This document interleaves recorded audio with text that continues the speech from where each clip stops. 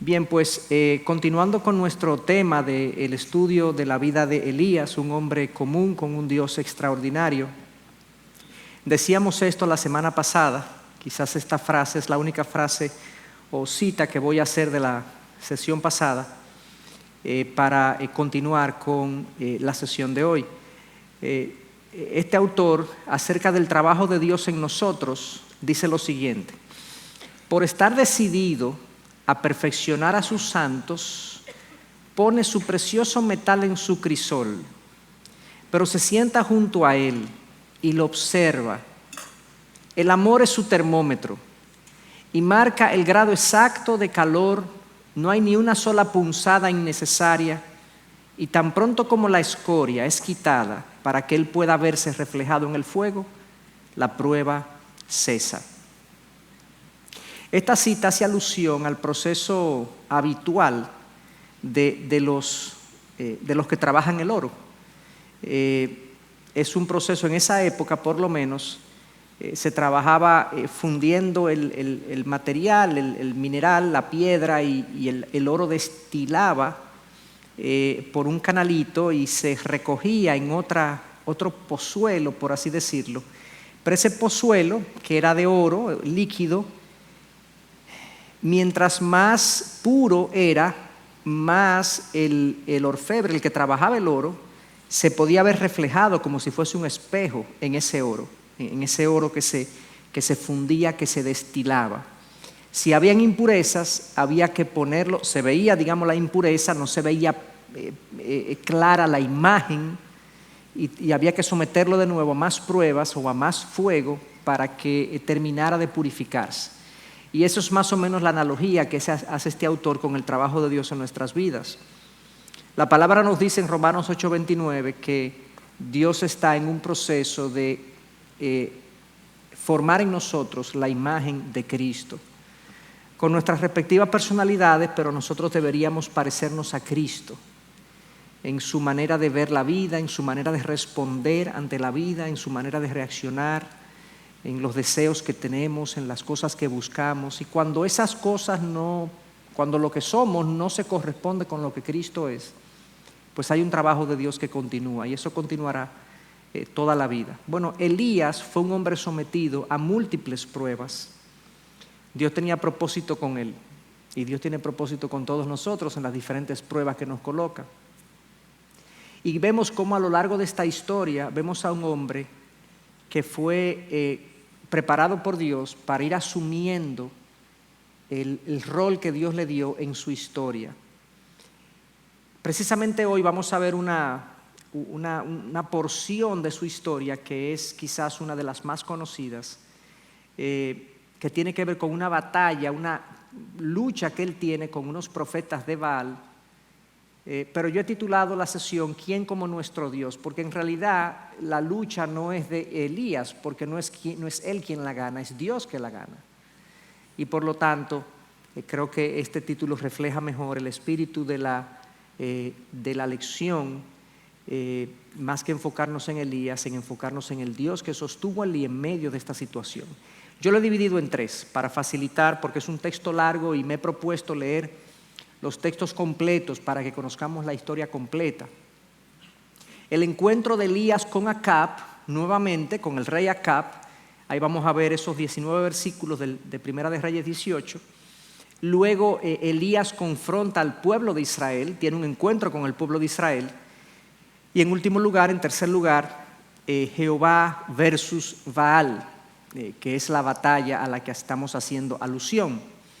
Vamos a leer primero entonces los primeros 19 versículos y ver este encuentro de Elías con el rey Acab. Recuerden que Elías había tenido un encuentro con Acab en Primera de Reyes 17. El primer versículo, la primera vez que vemos a Elías en la Biblia, se nos dice que Elías Tisbita fue llevado por Dios, o digamos Dios le dijo que fuera y se encontrara con Acab, con el rey Acab, un rey perverso, casado con una mujer pagana y perversa también, que tenían el pueblo sometido a múltiples desvíos, o más bien habían desviado el pueblo en pos de otros dioses. Este hombre no se había encontrado con Elías en unos 3 años aproximadamente. En esa ocasión Elías le profetizó que no iba a llover hasta que él no volviera a hablar. Y han pasado aproximadamente 3 años, quizás un poco más. Elías ya pasó por el arroyo de Querit, ahí estuvo un tiempo siendo alimentado por cuervos y recibiendo agua de parte del arroyo de Querit, y luego se mueve unos 110 kilómetros a Sarepta a pie por el medio del desierto, quizás encontrando muchísimos animales muertos, producto de la sequía, y llega a la ciudad de Sidón, que era una ciudad que estaba al lado de Israel, pero era la ciudad de la famosa y infame Jezabel, que era la esposa del rey, una mujer pagana, y ahí se aloja, como ya ustedes saben, con una viuda, la viuda de Sarepta. Ahí él permanece, no sabemos qué tiempo, pero aproximadamente 2 años. El tiempo preciso no lo sabemos, pero haciendo cuentas es más o menos ese el tiempo. Él sale de ahí ahora, y esto es lo que vamos a ver en esta ocasión. Dice así el pasaje: y sucedió que después de muchos días, la palabra del Señor vino a Elías en el 3er año. Se fijan ahí que ya sabemos que van más o menos 3 años. Diciendo: ve, muéstrate a Acab, y enviaré lluvia sobre la faz de la tierra. Y Elías fue a mostrarse a Acab, y el hambre era intensa en Samaria. Y Acab llamó a Abdías, que era mayordomo de la casa, y Abdías temía en gran manera al Señor, pues sucedió que cuando Jezabel destruyó a los profetas del Señor, Abdías tomó a 100 profetas y los escondió de 50 en 50 en una cueva, y los sustentó con pan y agua. Entonces Acab dijo a Abdías: ve por la tierra a todas las fuentes de agua y a todos los valles, quizás hallaremos hierba y conservaremos con vida los caballos y los mulos, y no tendremos que matar parte del ganado. Y dividieron la tierra entre ellos para recorrerla. Acab se fue solo por un camino y Abdías se fue solo por otro. Y estando Abdías en el camino, he aquí Elías le salió al encuentro. Y Abdías lo reconoció y cayó sobre su rostro y dijo: ¿eres tú Elías, mi señor? Y él le respondió: yo soy. Ve, di a tu señor, aquí está Elías. Y él dijo: ¿qué pecado he cometido que entregas a tu siervo en manos de Acab para que me mate? Vive el Señor tu Dios, que no hay nación ni reino a donde mi señor no haya enviado a buscarte. Y cuando decían: no está aquí, hacía jurar al reino o a la nación que no te habían hallado. Y ahora dices: ve, di a tu señor, aquí está Elías. Y sucederá que cuando te deje, el Espíritu del Señor te llevará a donde yo no sepa. Así que cuando yo vaya y se lo diga a Acab y él no pueda encontrarte, me matará. Aunque yo, tu siervo, he temido al Señor desde mi juventud. ¿No te han contado a mi señor? ¿No le han contado a mi señor lo que hice cuando Jezabel mató a los profetas del Señor? Que escondí a 100 de los profetas del Señor de 50 en 50 en una cueva y los sustenté con pan y agua. Y ahora dices: ve, di a tu señor, aquí está Elías, entonces me matará. Y Elías dijo: vive el Señor de los ejércitos, delante de quien estoy, que hoy ciertamente me mostraré a él. Abdías fue al encuentro de Acab y le dio aviso, y Acab fue al encuentro de Elías. Y sucedió que cuando Acab vio a Elías, Acab le dijo: ¿eres tú perturbador de Israel? Y él le respondió: yo no he perturbado a Israel. Tú, sino tú y la casa de tu padre, porque habéis abandonado los mandamientos del Señor y habéis seguido a los Baales. Ahora pues envía a reunir conmigo a todo Israel en el monte Carmelo, junto con 450 profetas de Baal y 400 profetas de la Acera que comen a la mesa de Jezabel. Bueno, ahí tienen todos los versos que tienen que ver con este encuentro, este segundo encuentro de Elías con Acab, el rey Acab. Para resumir la historia, lo que hemos visto, Acab anda con Abdías, que es su secretario, por así decirlo. Pero nos dice el pasaje que era un hombre temeroso del Señor. O sea, Dios tiene gente colocada de manera estratégica en diferentes lugares. Sucede que este aparente secretario era un hombre temeroso que había llegado al punto de esconder de manera clandestina a unos profetas del Señor, porque había un grupo de ellos que había sido asesinado por Jezabel. Entonces, en un momento dado, ellos están buscando hierba para alimentar el ganado y no matar el ganado completo y que no se muera el ganado. Ellos se dividen la tierra, uno va para un lugar y otro va por otro lugar. Y en ese proceso de irse un lugar, digamos, uno por un lado y otro por otro, Abdías se encuentra con Elías y ahí es que tienen este intercambio, donde Elías le dice, ve dile a Acab que yo estoy aquí. Y Abdías le dice, pero es que si yo le digo que tú estás aquí, después tú no apareces, yo no le voy a decir eso. No. Entonces Elías le dice con mucha propiedad, yo te juro delante de Dios, prácticamente es lo que le dice, delante de Dios, de los ejércitos, usa ese nombre, el Señor de los ejércitos, porque se encamina hacia una confrontación, que yo me voy a presentar. Yo no me voy a esconder y no me voy a ir a ningún lado, yo me voy a presentar frente a Acab. Eso es lo que está aconteciendo. Entonces yo quisiera, como hice la semana pasada, sacar algunas lecciones y tratar de leer la palabra de manera, como decía el doctor R.C. Sproul, de manera existencial, o sea, útil para nosotros, para aprender lo que la Biblia y la palabra nos está diciendo. Nosotros comenzamos a ver que poco a poco, comenzamos a entender los motivos de las pruebas en Querit y Sarepta.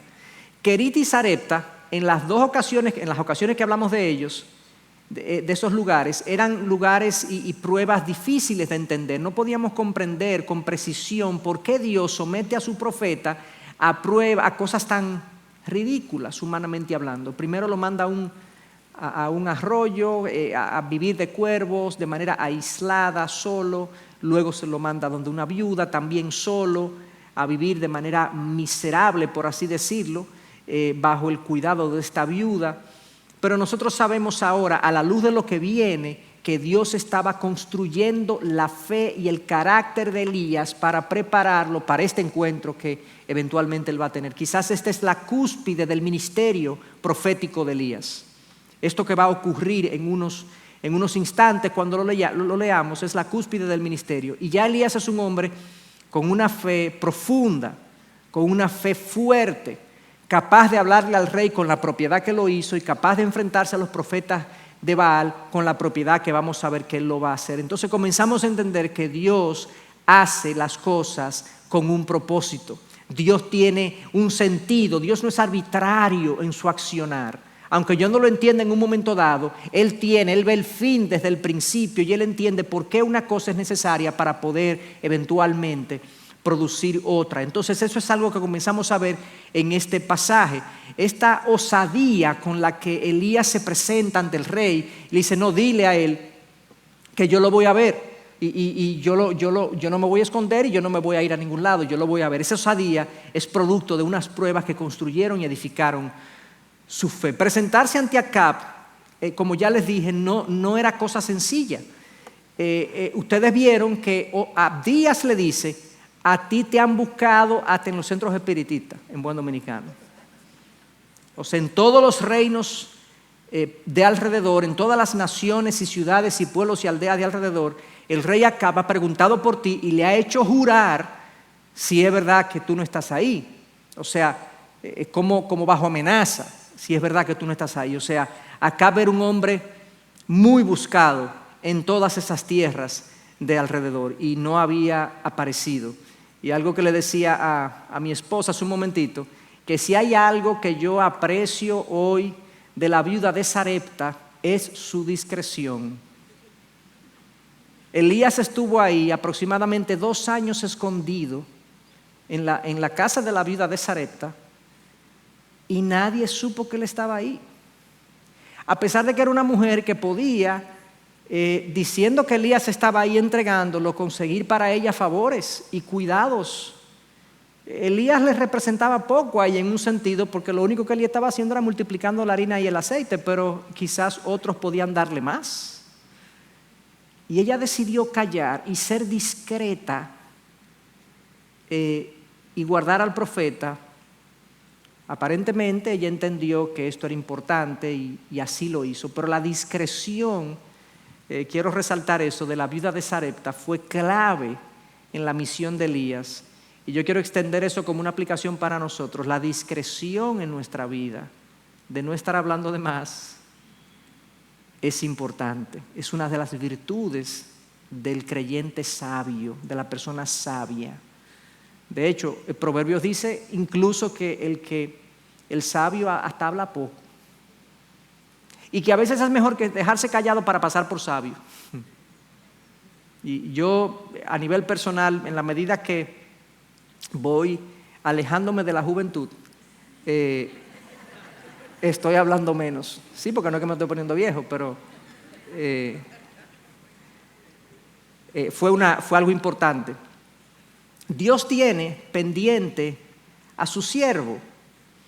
Y después de muchos días, nos dice el pasaje, la palabra del Señor vino Elías. Una vez más, vemos aquí, Elías no está perdido. No sabemos si Elías tenía una comunicación con Dios de tal manera que él sentía a Dios, pero solamente vemos estos momentos donde Dios le habla a Elías y le dice, ahora ve esto, ahora haz esto, ahora muévete aquí. O sea, Elías, a pesar de que está en una situación humanamente miserable, Dios tiene cuidado de él, Dios sabe dónde está él, Dios lo dirige. Porque nuestro Dios es un Dios que dirige. Dios dirige nuestras vidas y nosotros nos dejamos dirigir. Su palabra está ahí para hacerlo. La pregunta es si nuestros corazones están en su palabra para obedecerlo. Pero Dios es un Dios que dirige. Y lo vemos aquí una vez más. Como ya mencioné, Dios tiene su gente ubicada en lugares estratégicos y eso era Abdías, era una colocación estratégica de Dios para ser usado en un momento específico en el ministerio de Elías. Y eso fue lo que ocurrió aquí. Yo no sé qué hubiese pasado si Acab se encuentra de sopetón con Elías. Quizá hubiese habido una desgracia ahí. Pero Abdías fue como el amortiguador que introdujo de manera estratégica a Elías frente al rey Acab. Y no solamente eso hizo Abdías. Abdías también sirvió de protección para los profetas del Señor que fueron escondidos por él para protegerlos de Jezabel. También vemos aquí que en ese dividirse, tú te vas por ahí y yo me voy por aquí. Fíjense que ellos no diseñaron eso, pero diosidencialmente Abdías y Elías se encuentran y facilita el encuentro con Acab. Digo diosidencialmente, lo podemos poner como providencialmente, y a nosotros nos gusta decir diosidencialmente, que es lo mismo. Dios orquestó, permitió que fuese del lado de Abdías que Elías venía. No fue del lado de Acab, fue del lado de Abdías que Elías venía. Todo eso es parte del control de Dios, de las circunstancias de la vida. Acab, sorprendentemente, está en otra cosa. Lejos de arrepentirse y de pensar en su pueblo, pensando en los animales, él no percibe el trato de Dios con él. No sé si se fijaron, quizás se dieron cuenta y se percataron que la preocupación de Acab en este momento era que los animales no se murieran. Él no está pensando en resolver la situación, o sea, la situación tiene un origen espiritual y Elías se lo dijo. Elías se lo dijo. Este mal, él sabe a qué se debe. Se debe a su desvío, se debe a su idolatría, se debe a su promoción del pecado y de la inmoralidad en su tierra. Él lo sabe perfectamente, pero él está como quitado de bulla y no se está percatando que Dios se está tratando con él. Y qué penoso sería que Dios esté tratando en un momento dado con mi vida, en un área de mi vida, y yo no me dé cuenta y no me percate que Dios está queriendo mostrarme algo.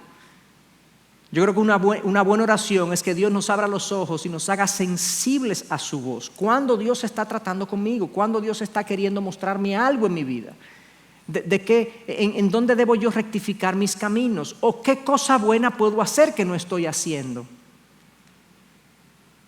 Es penoso, vuelvo y digo, cuando alguien está siendo tratado por Dios y esa persona no se percata y no se da cuenta qué es lo que procede, que se tiene que arrepentir en este caso. Él está, como decía, en otra cosa, pensando más bien en las cosas materiales, pensando en él y no pensando ni siquiera en la sequía del pueblo, en la sequía que el pueblo estaba sufriendo. A los ojos de Acab, cuando se encuentra Elías, dice que Elías es el perturbador de Israel. Quien está mal es Acab, pero él acusa a Elías. Y eso es muy típico del comportamiento en el pecado del ser humano. Cuando nosotros estamos mal o nos sentimos mal por alguna razón, usualmente buscamos un culpable. Otro produjo nuestra desgracia. Otro produjo nuestro malestar. El problema es tuyo. Y eso es muy común. En este caso, yo no sé cómo Acab, bueno, sí lo sé, porque la palabra de Dios dice que cuando nosotros le hacemos caso al pecado, a veces somos como una bestia delante de Dios. El pecado embrutece, hermanos. Cuando yo le doy rienda suelta a mis deseos y a mis pasiones y a las cosas que yo quiero y me alejo de la sabiduría de Dios, sucede que yo no comienzo a pensar con sensatez. Esto es una cosa insensata. ¿Cómo este hombre se atreve a decir que Elías es el perturbador de Israel? En último caso es Dios el perturbador de Israel, porque ¿qué hombre es capaz de retener la lluvia por 3 años? Él sabe que Elías no es capaz de hacer eso. Él sabe que eso es Dios que lo hace. Entonces esa palabra él se la está aplicando a Dios, pero en su insensatez se le está diciendo esto. Él está mal y él culpa a otro.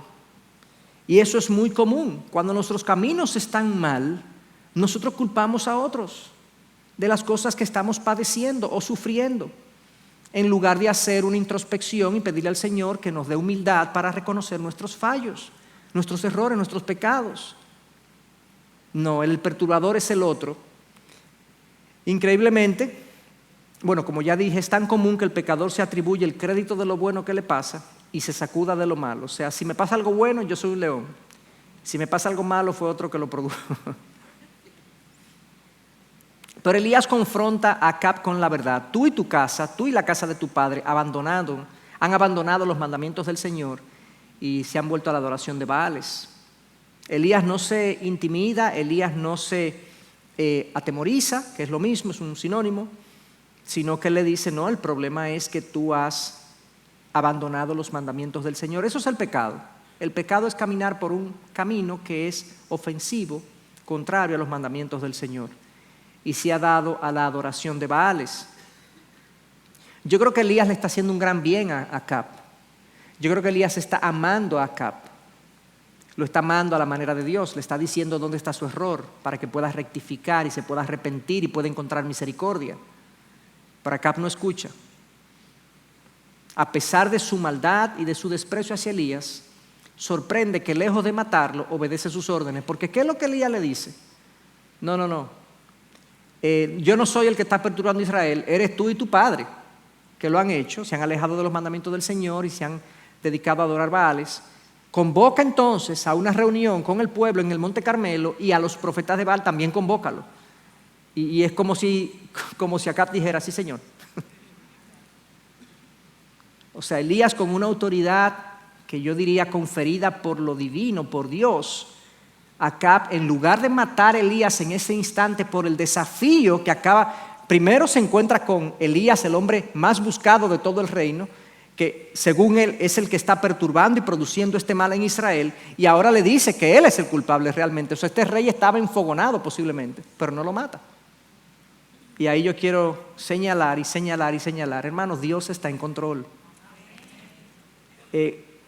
No hay nada que llegue a nuestra vida, como hemos dicho en ocasiones anteriores, que no pase por el despacho de Dios.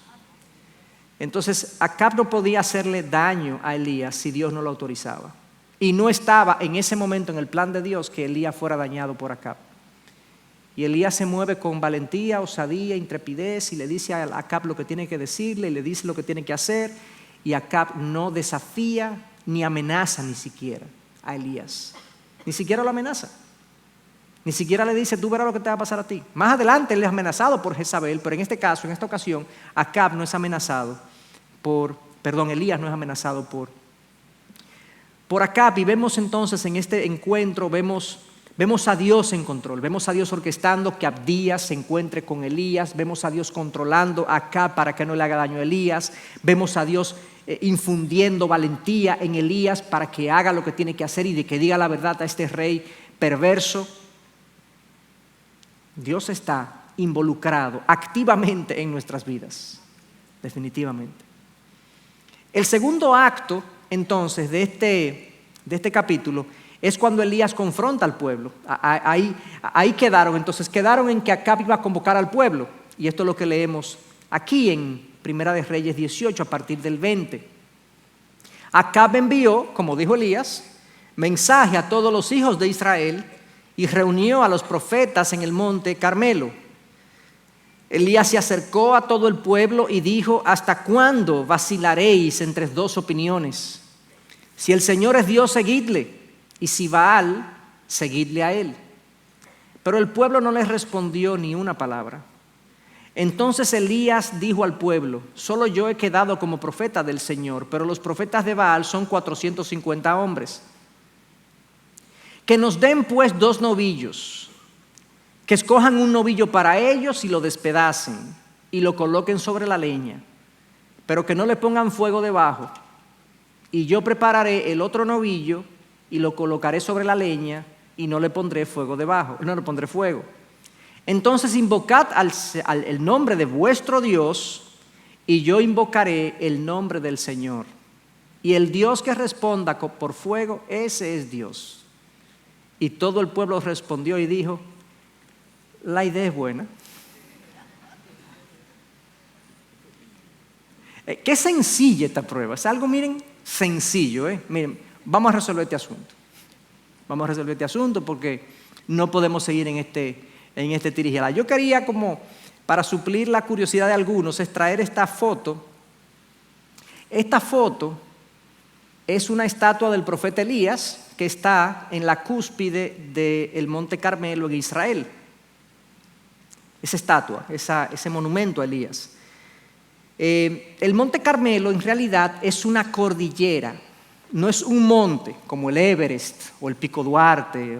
No, es un grupo de colinas y montañas. Entonces no se sabe exactamente en dónde de todo lo que es el monte Carmelo fue que Elías tuvo este encuentro con el pueblo y con los profetas de Baal. En algún lugar del monte Carmelo, pero el monte Carmelo es una elevación que está en Israel, específicamente en Jerusalén, cerca de Jerusalén, donde es muy hermosa, es uno de los lugares más hermosos del lugar. Y entonces en un sitio específico de todo el monte, de toda la cordillera, ellos hicieron esta estatua, los israelitas hicieron esta estatua, conmemorando precisamente este encuentro de Elías con los profetas de Baal y con el pueblo de Israel, que fue un momento, diríamos, muy significativo para la historia de Israel. Entonces, ¿qué pasó en este encuentro? Algunas lecciones de lo que acabamos de leer. Fíjense que Acab obedece la orden, el pueblo atiende la convocatoria, los profetas están presentes, todo eso, Dios está en control.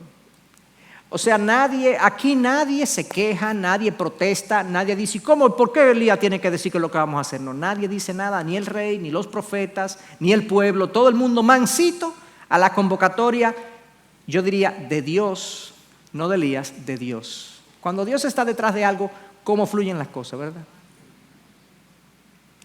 Y sorprende ver como decía ahorita, la osadía con que Elías se comporta y actúa cuando él es solito, está solito, Es un one-man show este. Ellos están esperando alivio, pero encontraron confrontación. Y definitivamente el arrepentimiento precede a la bendición. Que si Dios lo iba a bendecir, tenía que haber un arrepentimiento previo. ¿Por qué pongo que esperando alivio? Porque algunos autores y estudiosos del pasaje dicen que la razón por la que el pueblo se movilizó con tanta facilidad era precisamente porque, bueno, quizá Elías viene a levantar la sequía. Tenemos que ver qué es lo que va a decir, cuál es su discurso. Entonces, posiblemente la convocatoria, pero ciertamente ese es el motivo y la razón humana de que la gente respondiera, pero sabemos que todo eso también es parte del control de Dios a los acontecimientos de los seres humanos y de las cosas. Pero ellos, esperando alivio, encontraron confrontación. Vuelvo y enfatizo eso porque lo vamos a ver más adelante. El arrepentimiento, hermanos, en la vida del creyente siempre precede la bendición. Y esto era parte de lo que era necesario antes de que Dios los bendijera de nuevo con la lluvia. La pregunta de Elías, la confrontación de Elías es: ¿hasta cuándo vacilaréis entre dos opiniones? Si el Señor es Dios, seguidle. Y si Baal, seguidle a él. Es algo muy lógico. Vamos a decidir algo. ¿Quién ustedes creen que es Dios? ¿Quién ustedes creen que es el Dios verdadero? Decídanse. ¿Cuál es el Dios verdadero? Pero por lo visto ellos estaban dubitativos, indecisos entre ambas opciones, y vamos a profundizar un poco en eso. El autor A.W. Pink, acerca de esta pregunta, dice: ya sea que esté tratando de juzgar o de lidiar con un individuo o con una nación, lo que le ha disgustado a Dios debe ser rectificado antes de que pueda regresar su favor. Es inútil orar por su bendición mientras nos negamos a guardar lo que ha invocado su maldición. Es en vano hablar de ejercer fe en las promesas de Dios hasta que hayamos ejercido arrepentimiento por nuestros pecados. Nuestros ídolos deben ser destruidos antes de que Dios acepte nuestra adoración. Creo que es una observación muy apropiada para este momento en el que se encuentra el pueblo de Israel y Elías. Pero sigamos viendo este tema, profundizando en este tema de la vacilación. Esa palabra que aparece como ¿hasta cuándo vacilaréis? Significa que no se decidían. Literalmente significa en el original moviéndose como un cojo, moviéndose como si fuera cojeando de un lado a otro. No se afirman en ningún extremo. Son gente, como dice Santiago, de doble ánimo, que oran a Dios con fe, pero luego dudan de si Dios puede proveer lo que han pedido. Y ese doble ánimo, esa tibieza espiritual estaba matando al pueblo espiritualmente hablando. El pueblo no había rechazado completamente a Jehová, pero no había completa devoción a Jehová tampoco. Posiblemente el pueblo todavía temía a Jehová. Es como la gente que dice: no, yo con Dios no relajo, pero vive su vida como quiera. ¿Me explico? O sea, no se meten en rojo con Dios, no se convierten en unos burladores de Dios, no dicen que son ateos. No, yo creo que hay algo. Hay gente que dice: yo sé que hay algo. Entonces yo no relajo con eso ni nada, pero viven su vida de la manera que quieren y nunca se someten a los dictámenes, a los dictados, a las propuestas de Dios en su palabra, a los mandatos de Dios en su palabra. Entonces eso era más o menos lo que estaba ocurriendo.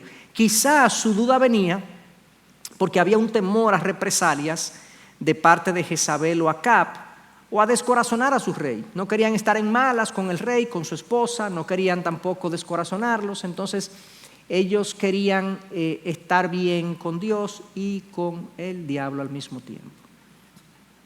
Un corazón vacilante, de doble ánimo, donde yo sé que Dios es Dios, pero Dios es bueno y yo también me permito ciertas cosas que son parte de mis deseos o de mi deseo de complacer al hombre, donde yo concedo un tipo de vida que no honra a este Dios que yo sé que está ahí, que existe y que hay que respetarlo, pero tú sabes que también hay que negociar y llevar una vida que no sea de manera fanática.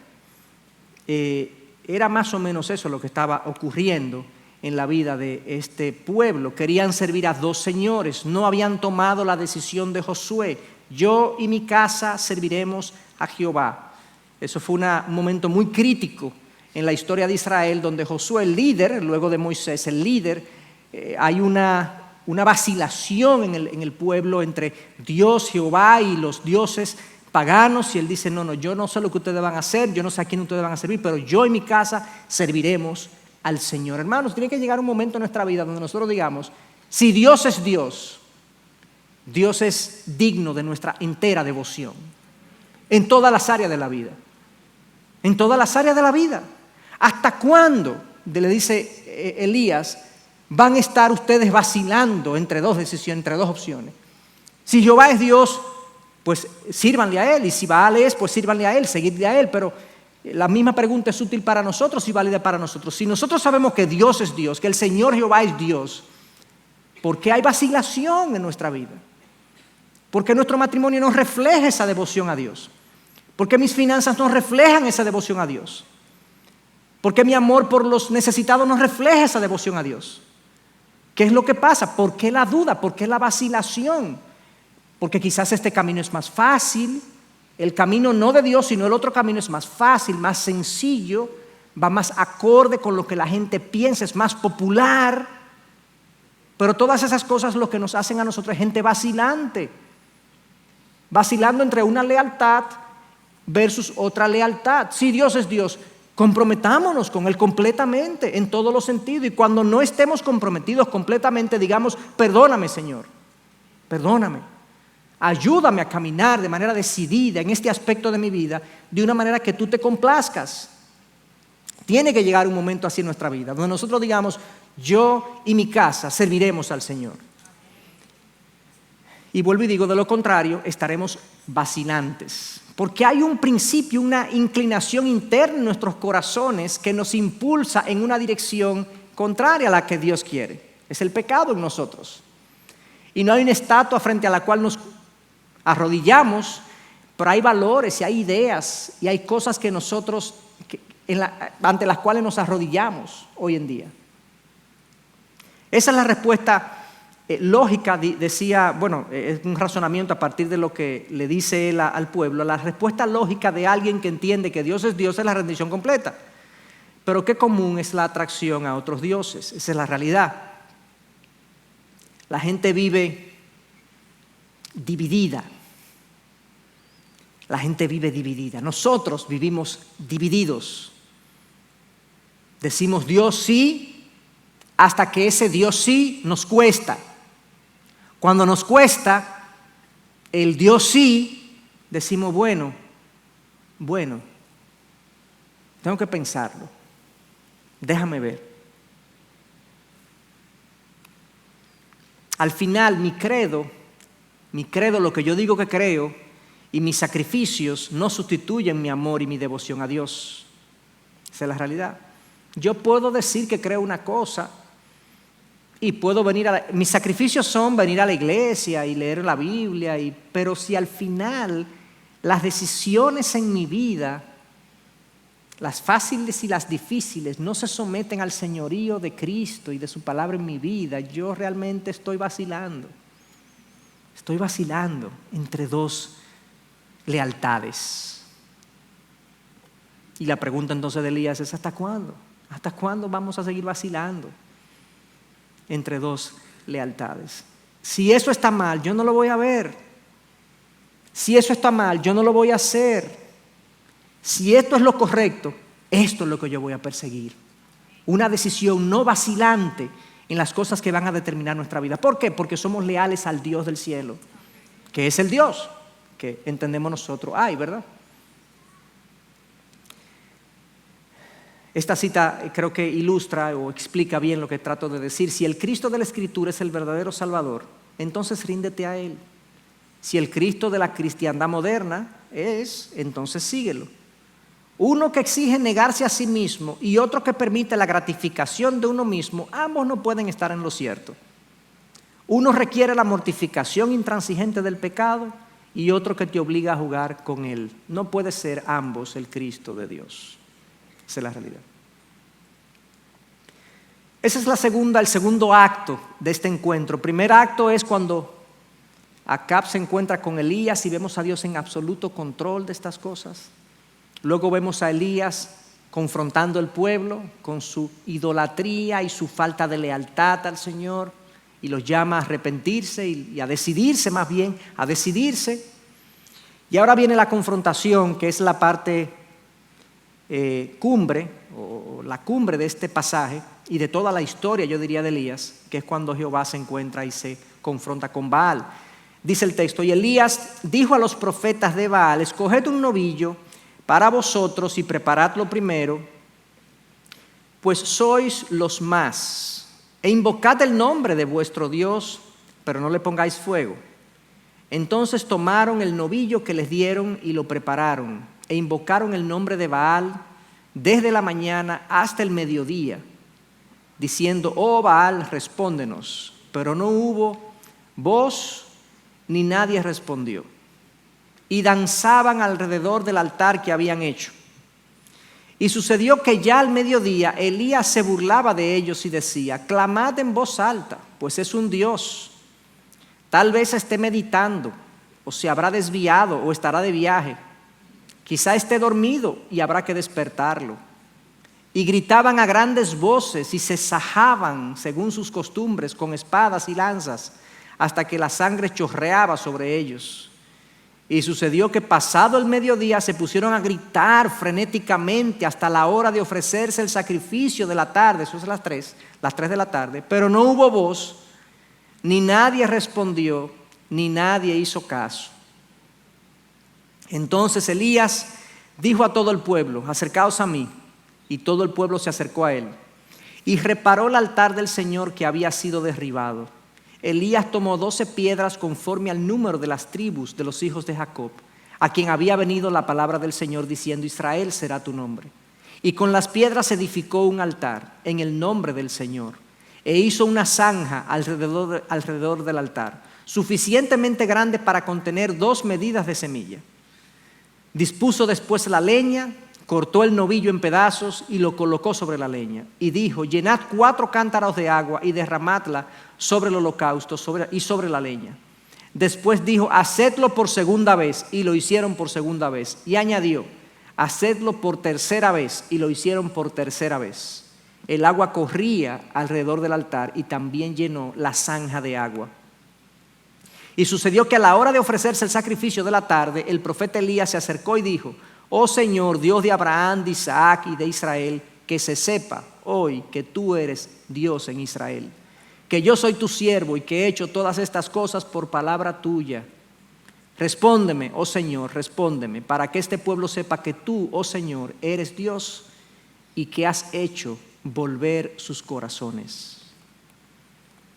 Entonces cayó fuego del cielo y consumió el holocausto, la leña, las piedras y el polvo, y lamió el agua de la zanja. Cuando todo el pueblo lo vio, se postraron sobre su rostro y dijeron: el Señor, Él es Dios, el Señor, Él es Dios. Entonces Elías les dijo: prended a los profetas de Baal, que no se escape ninguno de ellos. Los prendieron y Elías los hizo bajar al torrente de Sixón y allí los degolló. Bueno, esta es una historia que termina de una manera muy dramática y trágica y sangrienta. Vamos a ir por parte.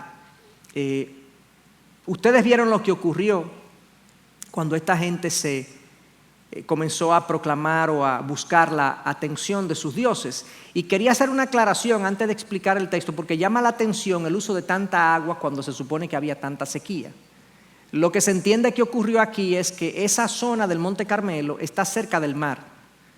Y lo que ellos hicieron fue uso del agua del mar, que no se podía beber ni se podía usar para regar las siembras, pero sí se podía usar para algo como esto. Posiblemente ellos recurrieron y buscaron agua de mar e hicieron esto que Elías estaba pidiendo.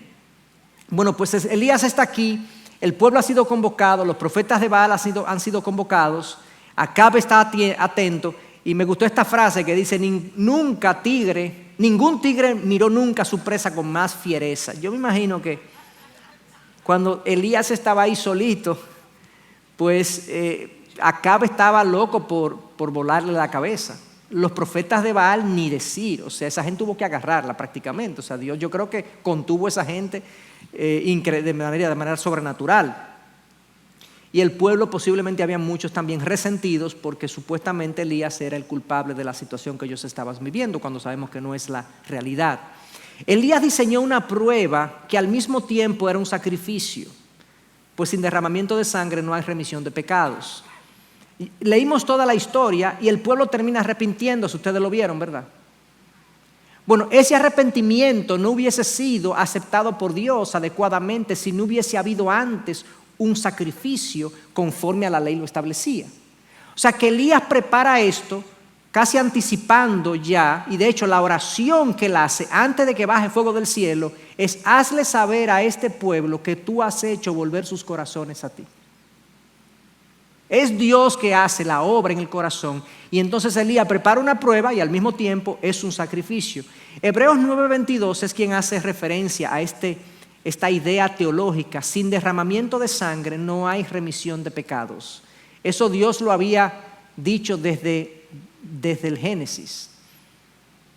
O sea, el sacrificio tiene que preceder el perdón. El pecado tiene un costo y el costo a pagar es la muerte. La paga del pecado es muerte, dice la Biblia claramente. Por eso Cristo tuvo que morir, porque Él está pagando el pecado nuestro. Por eso es que nadie que venga a Dios puede venir si no es por Cristo, porque el único que paga el pecado del hombre con su muerte es Cristo. De ahí entonces que Elías preparó esta prueba, preparó este sacrificio como una forma de pagar el sacrificio que era necesario para el perdón de los pecados. Y hay muchas cosas que podemos decir ahí, hermanos. Hay muchas cosas que podemos decir en ese aspecto de cómo el pecado tiene que ser, por así decirlo, pagado. Nosotros no lo podemos pagar porque nosotros, si lo pagamos con la muerte. Con la muerte física y con la muerte espiritual. O sea, el ser humano en su condición pecadora no puede autopagar su pecado, porque de pagarlo nos vamos al infierno. Esa es la paga de mi pecado. Pero Cristo sí lo puede pagar porque, como dice Hebreos 4:15, Él no cometió pecado. Él fue sometido a toda tentación, pero no cometió pecado. Y como no cometió pecado, Él no tenía que morir. Su muerte no fue por su pecado, porque Él no pecó. Su muerte fue representativa de los pecadores. De ahí entonces que nosotros podemos acogernos al sacrificio de Jesús y somos libres del pago de nuestros pecados. Elías diseñó esto de esta manera. Increíblemente, hermanos, fíjense que habían, de un lado, en una esquina, podríamos decir, 450 profetas, más un pueblo, más un rey, y ninguno de ellos estaba del lado de la verdad. Ese era el lado popular. ¿Se dieron cuenta de eso, verdad? El lado popular era el más numeroso y sigue siendo, hoy en día, el lado popular sigue siendo el más numeroso y el lado popular también sigue siendo el que está en el error. Esta gente estaban en el error, todos, sí, todos. Aquí no se menciona, al principio del pasaje se mencionaron 400 profetas de Acera, pero no estaban, parece ser, en el encuentro. Los que subieron aquí aparentemente fueron los 450 profetas de Baal. Acera era otra diosa que se supone era la madre de Baal, que también era venerada y adorada en el tiempo de Israel, en ese tiempo y por otros pueblos. Entonces Elías más Dios era una mayoría aplastante. Ese es el lado santo. La mayoría aplastante es si Dios está con nosotros. Por eso nuestra vida no se dirige por lo popular de lo que buscamos y la popularidad de nuestras decisiones y la aprobación de la gente, sino la aprobación de Dios, hermanos. Si Dios está de acuerdo o no de acuerdo, si Dios está apoyando o respaldando las cosas que estamos, la manera como estamos viviendo, eso es lo que nos debe fundamentalmente interesar. No es que vivamos de manera despreciando la opinión de los demás, porque hay un testimonio que guardar. Eso nos lo dice claramente el apóstol Pablo, que en razón del testimonio tenemos que guardar las formas, pero no es eso lo que nos mueve. Lo que nos mueve es la aprobación de Dios. En este caso vemos a Elías y a Dios siendo una mayoría aplastante. Todas las fuerzas del mal no pudieron encender una pequeña hoguera. Dios en control. Yo lo pongo así porque en el libro de Job se nos dice que Satanás incendió y produjo un incendio. En este caso, yo me imagino que todos los demonios del infierno estaban tratando de producirlo, pero no se pudo. Dios le dijo, no, hoy no se va a poder, no. Porque yo tengo que hacer otra cosa, yo estoy demostrando algo aquí y no importa lo que ustedes hagan. Y esta gente, bueno, ustedes vieron lo que esa gente hizo. Se pasaron desde la mañana, pasaron las 12 del día y hasta el momento de producir casi el sacrificio, eran las 3 de la tarde, habían pasado 6 horas. Primero comenzaron bailando, danzando, dice, alrededor de la hoguera, 450 gente, imagínense, eso fue un show, ¿entienden? Luego que ellos se dieron cuenta como que el asunto no se producía, comenzaron a cortarse y a sajarse y llegó un punto que el texto describe que comenzaron a gritar frenéticamente. Yo no sé para dónde miraban, si para arriba o para abajo, para los lados. Y el texto dice 2 o 3 veces y no se oyó nadie. Y no respondió nadie. Como dice el salmista, dioses que tienen oído y no escuchan, boca y no hablan, ojos y no ven, Dios está en control. Hay un punto en el que Elías comienza. Elías me imagino que está medio ansioso, porque imagínense lo que ya Elías lo que quiere es salir de esto y tiene horas y horas y él comienza en un momento dado a burlarse de ellos. Pero estos dioses, ¿qué es lo que estos dioses están haciendo? O sea, parece que están distraídos. El término que utiliza como que están en otro sitio es como que están en el baño, en el original.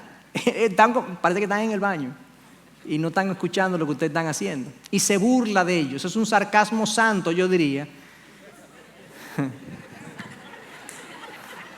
Sí, porque en el Salmo 2, versículo 4, dice que Dios ve las cosas que la gente hace y se sienta y se ríe. Y dice, yo voy a juzgar. Entonces esto es lo que pasa aquí. Nada puede alterar el curso de las cosas a menos que Dios así no lo determine.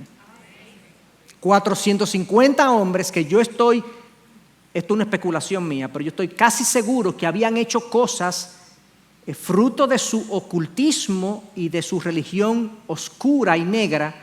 Hay poder, hermanos, de ese lado también. Y ellos habían hecho cosas posiblemente que eran encender fuegos y demás, yo no lo dudo.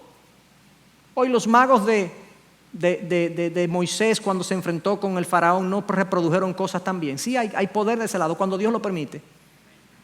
Pero aquí Dios tenía absoluto control. Dios es absolutamente poderoso en este caso y se muestra de una manera muy apabullante. Elías entonces, vemos a Elías, no sé si se percataron, él tiene el cuidado de acercar al pueblo. Vengan, háganme el favor, acérquense, no tengo nada que esconder, esto está expuesto. Él repara el altar, toma 12 piedras, corta el novillo en pedazos y a la hora de ofrecerse el sacrificio oró al Dios de los patriarcas, de Abraham, de Isaac y de Jacob, y de manera breve pide lo imposible. Después que esto se pasaron horas, cientos de personas, horas gritando, cortándose frenéticamente, la oración de Elías es una oración breve. Oh Dios, respóndeme. Dice 2 veces, oh Dios, respóndeme. Pero ¿por qué Elías se toma el tiempo de todas estas cosas? ¿No debió él ser menos protocolar? ¿Por qué él se dedica a reparar el altar, tomar 12 piedras, cortar el novillo, esperó la hora del sacrificio? Todo eso estaba prescrito en la ley. El sacrificio se ofrecía en un altar que tenía que ser reparado. El altar que se había construido en el templo era con 12 piedras. 12 piedras no labradas por el ser humano, sino tomadas de la maleza ahí. El novillo tenía que ser cortado en pedazos y colocado de cierta forma. Él está siendo respetuoso y obediente a las normas de Dios. Dios es un Dios celoso. Dios quiere ser obedecido en todos los aspectos, con todos los detalles. Y ora de manera sencilla, haciendo alusión al pacto que Dios hizo con Abraham, con Isaac y con Jacob. Es como que nosotros oráramos hoy en día en el nombre de Jesús. Recuérdate del pacto que tú hiciste, Dios, en Jesús, y concédenos esto. Y pide lo imposible. Increíblemente, el fuego quemó el novillo e incendió los corazones. Quemó el novillo e incendió los corazones, que es más importante que la misma quema del novillo, es lo que pasó en el corazón del pueblo. Porque eso fue una obra de Dios. Eso no fue un mero convencimiento intelectual. Eso no fue que, wow, sí, evidentemente Dios, Jehová es el... Ellos sabían eso, hermanos. Eso estaba en su historia. Ellos sabían que Dios lo había sacado de Egipto con grandes obras y portentos. Ellos sabían eso. ¿Qué fue lo que Dios usó esta obra increíble y sobrenatural, extraordinaria, y hizo una obra en su corazón y cambió su corazón y los hizo ver lo que estaba a su vista, pero ellos no habían entendido espiritualmente hablando? En su gracia, en su misericordia, los acercó a Él. Y me gusta la forma como describe, digamos, cuando el fuego baja el fuego, y ustedes lo leen y uno lo tiene que leer como rápido, porque el fuego dice que consume el novillo, las piedras, el polvo y lamió el agua. O sea, es como algo que... una cosa impresionante, glorioso. Yo me imagino a Elías en ese momento, agradecido de su Dios, respaldado por su Dios. Quizá le dijo a algunos, eso no te lo decía. Si tú hubieras visto los cuervos trayéndome carne. Dios acerca el corazón de su pueblo. Dios hace la obra. Aun cuando nosotros estamos muertos en delitos y pecados, Dios enciende el fuego en nuestros corazones. Gracias a Él por esa obra de salvación y de redención. La fidelidad de un hombre puede mucho, hermanos. Si Dios es con nosotros, ¿quién contra nosotros? Esa es la aplicación de ese versículo en el Viejo Testamento. Si Dios es con nosotros, ¿quién contra nosotros? Ahí estaba Elías, un hombre contra todo un pueblo, 450 profetas de Baal, el rey Acab, loco por arrancarle la cabeza. Nadie lo pudo tocar y él salió victorioso. Y luego Elías pasa a cumplir la ley y hacer pagar con pena capital a los profetas de Baal. Eso era lo que la ley prescribía. La idolatría, por la ley civil de Israel, era pagado con pena capital en ese momento. Esto era la justicia de Dios llevada al Estado. Y la idolatría, junto con otros 17 actuaciones, eran penadas con la pena capital. Pero aquí el gran protagonista es Dios, hermanos. ¿Quién como nuestro Dios? Que previene del peligro a los suyos, que orquesta las circunstancias de la vida, que quema una ofrenda cuando está aún mojada y consume la propia roca y el agua, y al final acerca un corazón pecador al Dios Santo, un corazón que está endurecido, lo ablanda y lo acerca a Él. ¿Quién como nuestro Dios? A Él sea la gloria, a Él sea la gloria, a Él sea bendito, y Él es el motivo de nuestra reunión, Él es el motivo de nuestras vidas.